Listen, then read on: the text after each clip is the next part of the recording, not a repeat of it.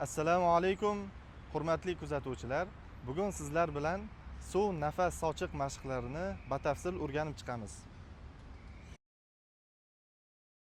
Birinchi mashqimiz suv mashqi bo'lib, ertalab uyqudan turganingizda 2 stakan iliqdan issiq bo'lgan suv, ya'ni 40 gradus atrofidagi suvni o'tirgan holatda ichiladi.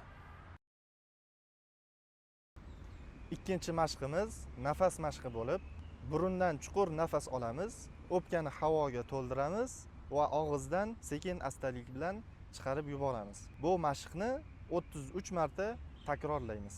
Nafas olib chiqarganimizdan so'ng va yana 11 marotaba burundan chuqur nafas olamiz va kislorodni o'pkamizda toqatimiz yetganicha ushlab turamiz va og'izdan sekin-astalik bilan havoni chiqarib yuboramiz. Muhim eslatma: nafas mashqlarini bajarayotganimizda o'tirgan holatda bajarishimiz lozim bo'ladi.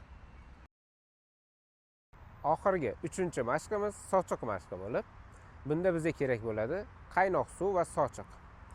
Sochiqni qaynoq suvga botiramiz va siqib tashlab, nam holatdagi sochiq bilan tanamizni barcha qismini artib tushamiz. Bo'yindan oyoqlarimiz uchlarigacha.